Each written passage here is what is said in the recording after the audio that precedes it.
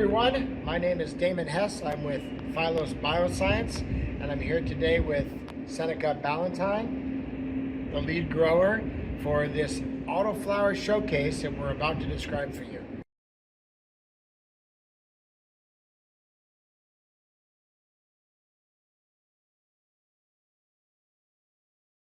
Before we talk about the plants, tell us a little bit about this growing environment. Yeah, so we're basically greenhouse. We have no supplemental lighting in here, no HVAC, no CO2. So it's as close to being outside as you can get to being outside. It gets rather warm compared to the outdoor temperature. Some days in the afternoon it can be up to 113, 114. So the plants have been performing quite well actually under those conditions. So it's been fun to watch them and see the potential they could have under even different conditions. Yeah, different as in suboptimal. Right, Yeah. right. So looking around, autoflower, maybe not everyone there in viewer land knows about an autoflower. A little shorter than what you might be used to seeing from photosensitive plants. Give us a little background on autoflower. Yeah, so the best way that I like to describe it is it's like a seed on a timer. So from the moment that it emerges, it's going to start flowering at a certain point and going to finish at a certain point. It doesn't matter how much light it gets or how much you put it under. Optimal would be 18:6 to get them to perform the best, but 12:12, the sun kind of as it sets and goes and days get longer and shorter. No matter what, it's going to initiate and finish flower at the same time. Gotcha. So out here in the natural environment, it finishes on its own, regardless of the sun. How about indoors? How would a crop like this be grown indoors? Indoors, you could do the same thing. People have grown them under 12:12, but 18:6 tends to be the most optimal for yield and potency. Okay. Just like a little bit more light. Gotcha. Yeah. So in our showcase here, I know we have some commercial varieties that are nearby to us and some experimental varieties as well. Tell us about some of the varieties that are next to us. We have a Bumper OG, we have a Zesty Parm. What do you see that you like here? Well, first off, I'll start by saying that we didn't do any plant maintenance. We did no up trimming, no big leafing. We just put them in the dirt and let them do their thing to kind of see how they behaved and performed. We planted at a 2 square foot density. With some of these varieties, you could definitely tighten it up and get a lot more plants per square foot, whatever you'd like to do there. So over here on this side, we have Bumper OG. It's a little bit of a, I don't want to say leafier, but a little bushier plant. Still has a lot of great tops, and as farther down you go, I still consider those A buds, even though they're down the branch. But with the Zesty Parm here, way less leaf and plant matter. If anything, if you wanted to do any plant maintenance on this, it might be a total of 4 leaves that you take off per plant, which I know people that grow for production, time saves, time saved not by big leafing is a great thing. So, or any pruning for that matter. So we didn't do any pruning here. We're feeding every variety the same feed, so it can have a blanket effect for everything and really achieve just their highest potential if you optimized for individual purposes. But where we're out here and we're growing, a couple hundred different varieties, you could really increase a lot by personalizing it for each strain. But by not personalizing it, we're saving costs. Oh yeah, on the maintenance. Where we do a lot of evaluations here, where we're just taking a look at plants for the breeding for Phylos, we need to cut costs anywhere that we can. So we're using a really inert dirt, there's no additives there, and a really basic salt-based nutrient with a 1.8 EC across the board.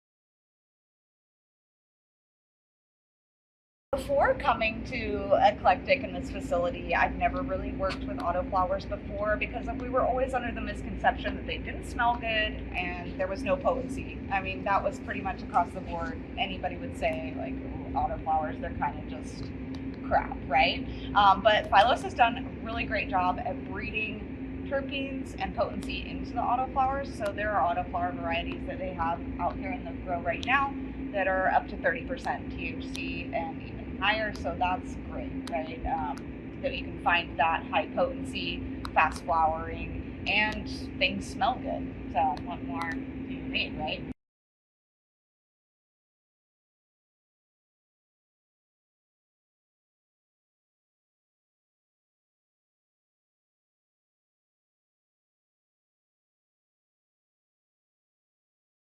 I would love to show you some of the commercial varieties that are available right now. Let's do it. We have Zesty Parm here, and you can see the uniformity is great. It's so desired. It's a beautiful flower. The nose is really fitting to the name. It's dynamic, has a lot going on. I will say that we haven't done any plant maintenance on these varieties. No big leafing, no up trimming, no topping. Kind of just seed in the ground and let them go.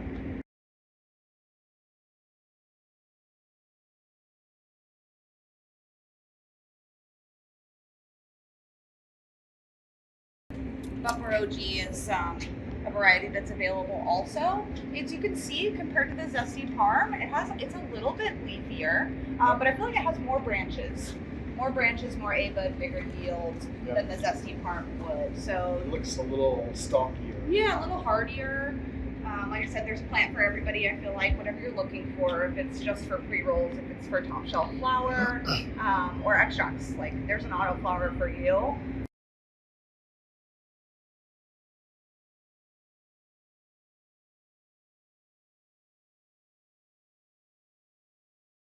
These have been available for quite some time. I feel like Phylos has gotten so much better at breeding that this is kind of This is one of our originals, right? One of the OGs here. Still gorgeous, beautiful. You could definitely stack these up in the grow also.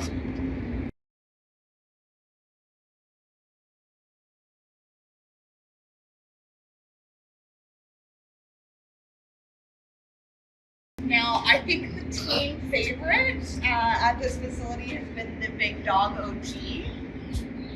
The smell is incredible, and Big Dog OG is such a fitting name because it is a massive flower. It's great, and we all can't wait to do experience testing on this one. So, if you look here, it's beautiful.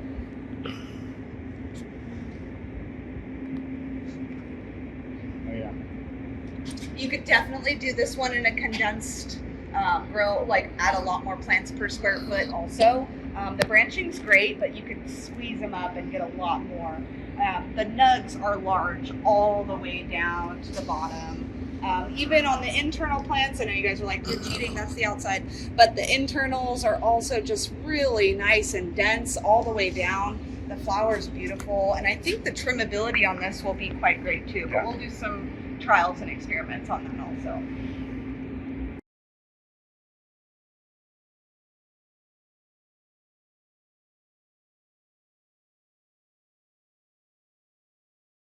Nighthawk. What are your thoughts? Well, it has a similar, it has the lemonade GMO background as well, and so it has a nice. To me, it has a little punchier lemon than the Big Dog, and it's slightly more potent, I believe. Yeah, the potency's quite high, and I hear that you named it Nighthawk because it's keeping people up at night, right? We'll see. We'll see. I mean, that's the idea. Yeah, there's a slight height variability, but I think overall it would still work really great in a field or in an indoor facility, kind of whatever you choose.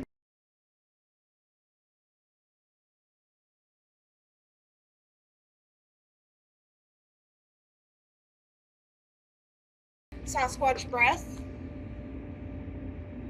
I think the trimmability on this one would be great too, which always helps. And it has that more open canopy also. Yeah, just a little like open canopy also. I feel like helps with the plant maintenance. You're not doing any. I mean, we didn't do any big leafing. You probably wouldn't even have to, which saves time, which saves money. Yeah. We have for here Sasquatch breath. Super uniform. like they're all almost exactly the same. Yeah.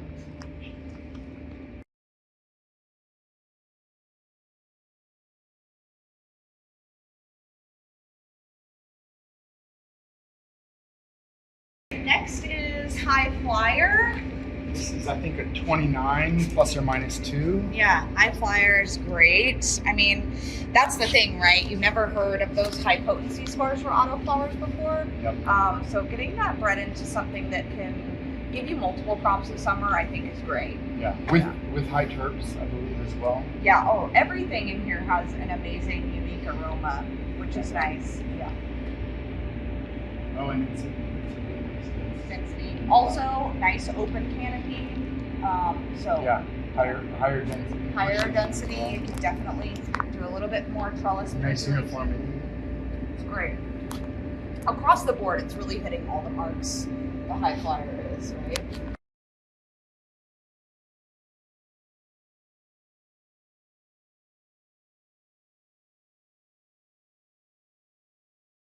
Proto Squeeze will be the next one we're coming to. It kind of wraps around the corner here. Okay. So Proto Squeeze was kind of my Starts here. yeah, like wrapped around. Okay. It was my sort of ugly duckling in the beginning, but as she's finishing, she's becoming one of my favorites. Okay. The color of this flower is that silvery blue. I just love that when it comes through. This is a great open canopy plant also. The nuts are fairly dense all the way down, and it has very nice, sweet, unique aroma. Oh yeah. Yeah, Yeah. something special to it. Also 25 and above potency, yeah. So, Yeah. doing great things. It's been really fun. This You has guys been are a killing really it. fun project. I love seeing all the different varieties and potential new parent lines or new hybrids. It's been really great, so thank you. Yeah. Yeah.